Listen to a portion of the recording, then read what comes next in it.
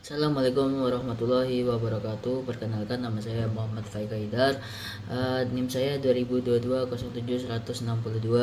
Di sini saya akan merangkum review tugas-tugas dari teman-teman yang berpresentasi kemarin dalam mata kuliah Prophetic Leadership.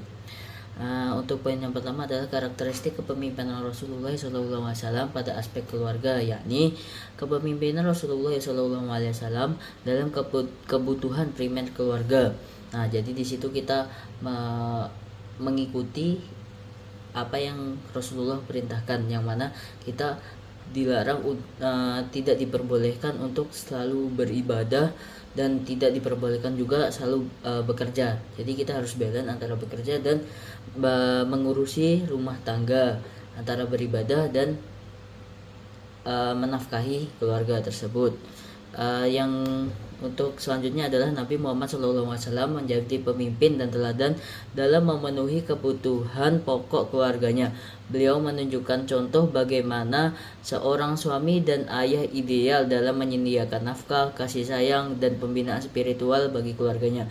Nah, jadi untuk ibadah dan mengurusi keluarga itu harus balance, yang mana keluarga juga wajib untuk kita nafkahi dan ibadah juga wajib kita laksanakan agar satu sama lain dapat terkabul.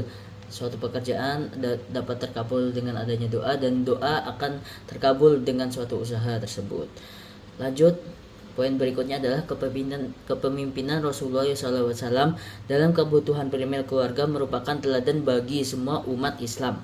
Beliau menunjukkan bagaimana seorang pemimpin yang ideal. Haruskah pemimpin itu memenuhi kebutuhan keluarganya dengan penuh kasih sayang dan tanggung jawab? Beliau juga menjadi contoh bagaimana seorang suami dan ayah yang ideal. Rasulullah mampu membimbing dan mendidik keluarganya yang pernah ia didik dengan penuh kesabaran dan kebijaksanaan. Nah, oleh karena itu dari poin di atas kita dapat merangkum bahwa setiap ibadah itu harus dibarengi dengan usaha, yang mana Rasulullah SAW dia sudah dijelaskan dalam Al-Quran, yang mana salah satu artinya aku jadikan pagi sebagai tempat bekerjamu dan malam sebagai istirahatmu. Nah, yang dimaksud di situ adalah pagi kita harus bekerja dan malam beristirahat serta beribadah yang lebih selain dengan kewajiban yang wajib dilakukan umat muslim. Lanjut ke poin berikutnya adalah karakteristik kepemimpinan Rasulullah SAW dalam aspek keluarga. Yang pertama adalah penuh kasih sayang, yang kedua adil, yang ketiga bijaksana, yang keempat bertanggung jawab, yang kelima menjadi teladan. Nah, salah satu poin tersebut adalah menjadi teladan. Menjadi teladan bagi keluarganya itu sangat penting, karena keluarga itu adalah madrasah yang pertama. Selain ibu madrasah pertama, di keluarga kita juga dididik untuk saling menghormati antara satu sama lain. Jadi sebelum kita menuju kepada masyarakat atau lingkungan selanjutnya, kita dididik di dalam keluarga, yang mana pendidikan tersebut sudah diajarkan oleh Rasulullah SAW terhadap kita.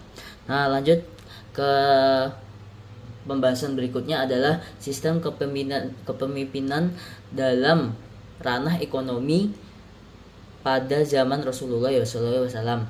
Yang pertama adalah sistem kepemimpinan dalam ranah ekonomi Islam pada zaman Rasulullah SAW didasarkan pada prinsip-prinsip keadilan, kesejahteraan, dan kemaslahatan umat.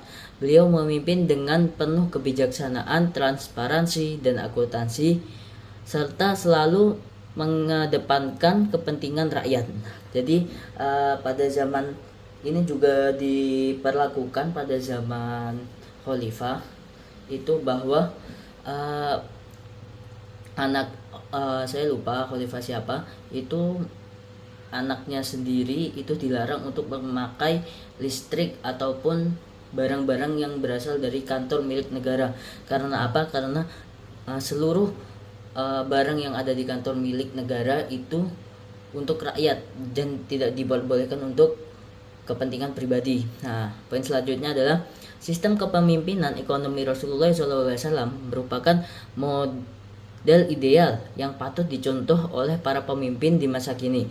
Beliau menunjukkan bagaimana seseorang memimpin yang ideal haruskah mampu pemimpin dengan adil, bijaksana, dan bertanggung jawab, serta selalu mengedepankan kepentingan rakyatnya. Beliau juga menjadi teladan dan menerapkan prinsip ekonomi Islam yang mana berlandaskan pada keadilan, kesejahteraan, dan kemaslahatan umat.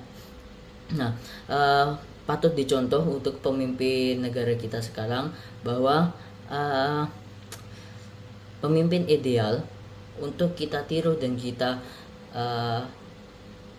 patut kita contoh itu ialah Rasulullah SAW, yang mana Rasulullah SAW sendiri telah menjadi pemimpin yang mana adil dalam bertindak dan tidak ada mengedepankan salah satu rakyatnya atau mendahulukan rakyat yang kaya daripada rakyat miskin. Semuanya sama, adil, bijaksana, dan bertanggung jawab atas semua tugas-tugas yang diberikan atau diamanahi dari rakyat untuk pemerintahan tersebut. Terus lanjut adalah karakteristik kepemimpinan Rasulullah SAW dalam hal politik. Kepemimpinan Nabi Muhammad SAW menunjukkan bahwa politik dapat menjadi kekuatan positif untuk membangun masyarakat yang adil, dapat dipercaya dan sejahtera. Beliau menjadi inspirasi bagi pemimpin masa kini untuk menjelaskan politik yang bermoral dan berorientasi pada kepentingan rakyatnya. Nah, jadi pada zaman Rasulullah SAW, rakyat ini sangat yang didepankan daripada masalah pribadi. Jadi rakyat harus didahulukan daripada kepentingan pribadi untuk Nabi Muhammad Rasulullah SAW itu sendiri. Sekian dari saya. Assalamualaikum warahmatullahi wabarakatuh.